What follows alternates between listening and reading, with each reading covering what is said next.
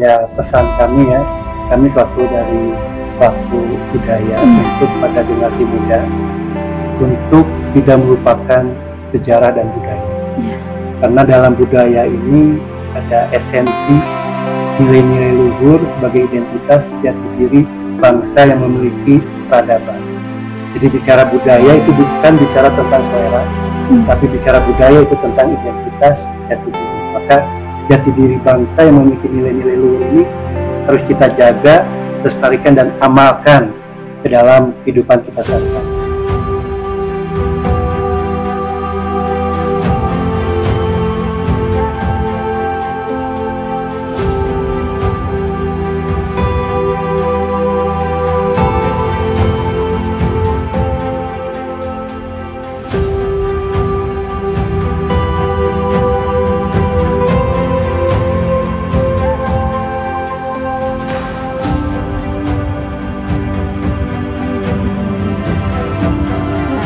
Sobat JJS, kita sekarang sedang berada di Gedung Pusaka Museum Prabu Gesan Ulun. Nah, sudah ada di sini yang namanya Mahkota Binokasi. Kira-kira boleh diceritakan Aung mengenai Mahkota Binokasi ini? Tadi kan sudah diceritakan tentang esensinya. Ya. Mahkota Binokasi Samiantaka ini dibuat oleh Prabu Buniswara, di mana Prabu Buniswara ini adalah raja kerajaan Ngawi dan dibuat tahun 1371 Masehi. Dan mahkota ini untuk pertama kali disematkan dan digunakan kepada Prabu Wastukencana. Dari Prabu Wastukencana, mahkota ini berestafet sesuai dengan suksesi kepemimpinan raja-raja di Sunda. Dari Prabu Wastukencana berestafet diteruskan kepada Prabu Jalarang dan diteruskan lagi kepada Prabu Jayadewata atau dikenal Sri Baduga Maharaja. Kenapa sebut Maharaja? Karena Sri Baduga Maharaja memimpin dua kerajaan besar di Priangan. Pertama, beliau adalah raja kerajaan Betawi, dan kedua, beliau pun raja kerajaan Sunda. Oleh sang Prabu Sri Baduga Maharaja, dua kerajaan besar ini disatukan menjadi kerajaan Sunda, dan ibu kotanya dipindah dari Kawali, Ciamis, dipindah ke Pakuan, Pajajaran. Administratif sekarang masuk mahkotanya masuk ke Pajajaran, dan tahun 1578 diserahkan ke Sunda. Mahkota ini bentuknya adalah batara Indra yang dalamnya ada bunga kusuma, ada burung bilang, ini bunga teratai, ini kiri akar, dan mungkin ini yang asli, jadi bukan replikanya. Ini yang asli bisa buat dari emas atau perangkat. Kita pun memiliki duplikat. Jadi duplikat ini kita gunakan untuk kegiatan keraton, sedangkan dan kegiatan pernikahan. Jadi kita menggunakan duplikat sepuhan emas. Karena ini sudah ditetapkan jadi benda cagar budaya, takutnya digunakan takut hilang atau rusak, karena ini emas dan asli mungkin yang harus dijaga gitu kan. Dilihat dari kerangkanya juga ini aumnya khusus mungkin, dan ini didesain khusus supaya tidak ada yang mengambil secara cuma-cuma mungkin ya gitu. Dan sulit karena dibuat untuk bersulit untuk membuka. Dan mungkin ini tidak hanya mahkota, ada juga perlengkapan ikat pinggang, kemudian juga yang dibuat di tangan. Terus di sebelah sini juga ada ini alat makan atau apa ya? Ini adalah tempat kapur sirih. Oh, tempat kapur sirih. Bokor. Iya, bokor. Oh, luar biasa. Dan untuk replikanya mungkin dibuat khusus sama dengan ini gitu. Replika sama dengan yang aslinya. Kita simpan yang duplikatnya di gedung Bintara. Dan digunakan untuk acara pernikahan keluarga turunan dari keraton khusus gitu. budaya. Acara budaya. Pusaka Inti. Oke Sobat JJS, kita sekarang berada di 7 pusaka, yaitu merupakan pusaka inti dari Museum Prabu Gesan Ulun ini, dan merupakan peninggalan raja-raja nih. Kira-kira raja itu siapa saja dan dari kerajaan mana saja, mungkin boleh ceritakan pusaka? Ya, ini merupakan pusaka inti dari Sumedang Larang. Yang di atas yang pertama adalah pedang Kimastak. Pedang Kimastak ini peninggalan dari Prabu Tajimalala, pendiri Kerajaan Sumedang Larang dan sekaligus Raja Sumedang Larang pertama, yaitu Prabu Tajimalala. Dan yang kedua ini adalah keris Kidukun. Ini milik Prabu Gajah Agung.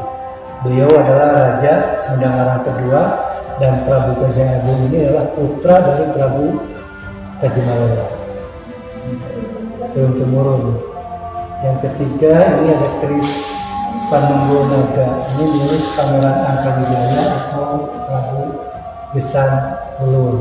Nah, ini bertabur berlian, karena pusaka ini Angkawijaya mendapatkan dari ibunya, itu Ratu Kucuk. Jadi sedikit feminin. Nah, kalau yang keempat ini bedog Cul Awal. Ini bedog Cul Awal ini adalah milik Hyang Jayaperkasa. Hyang Jayaperkasa adalah senopati utama dari kerajaan Pajajaran yang mengabdikan diri menjadi senopati di Sumedang Larang setelah Sumedang Larang menerima mahkota demokrasi dari Pajajaran.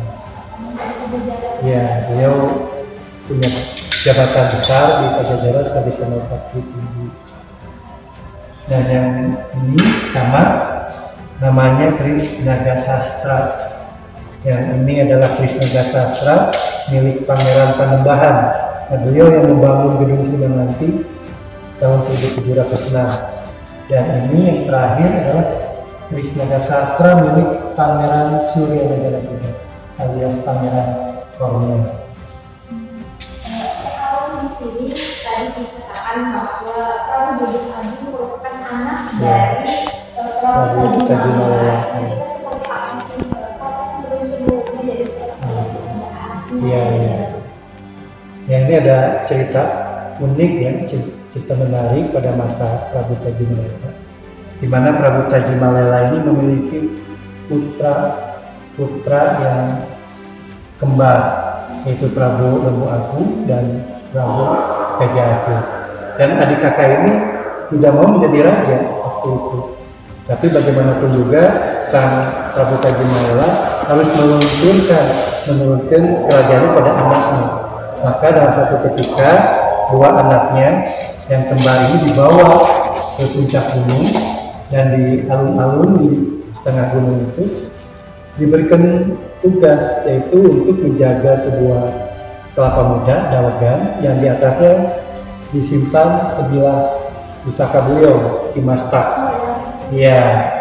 Nah, sang adik kakak ini Gajah Agung dan Lembu Agung menunggu dawagan tersebut, dan Prabu Tajimalala berucap untuk tidak diapa-apakan si kelapa. Namun Prabu Tajimalala setelah turun dan pada siang hari mungkin kondisinya panas, maka sang adik itu Gajah Agung sudah tidak sabar karena merasa haus, maka tanpa pikir panjang dawagan itu dibelah dan langsung diminum. Pada saat itu juga, dan setelah diminum diletakkan kembali dan di atasnya ditaruh pada Kimastak. Nah, sore harinya sang ayah datang untuk menjenguk anak-anaknya, melihat dawagan sudah kosong, maka bertanya siapa yang meminum dawagan ini. Dan sang adik menjawab, saya meminum. Maka dari cerita ini sang adik diberikan sanksi untuk menjadi raja Sumedang Larang mengganti Prabu Tajimalala. Nah, sebetulnya dari peristiwa ini ada yang makna yang bisa kita petik. Nah, kenapa sang adik ini diberikan sanksi? Karena sang adiklah dilihat dari karakter oleh Prabu Tajimalala, yang sang adik ini adalah orang yang bisa mengambil sebuah keputusan tepat pada situasi kondisi yang tepat. Jadi kan seorang pemimpin itu harus bisa mengambil sebuah keputusan yang cepat dan tepat. Maka sang adik inilah yang pantas untuk dijadikan Raja Sundangara mengganti ayahanda. Baru terjemah. Belajar dari peristiwa tersebut. Betul. Bahwasanya seorang pemimpin itu harus bisa berpikir cepat dan bertindak tepat. Ya. Itulah yang harus dimiliki seorang pemimpin, punya jiwa leadership, mengambil sebuah keputusan yang cepat, tepat, dan terukur. Banyak sekali peristiwa-peristiwa yang bisa kita ambil makna-maknanya yang bisa kita implementasikan dalam kehidupan. Betul.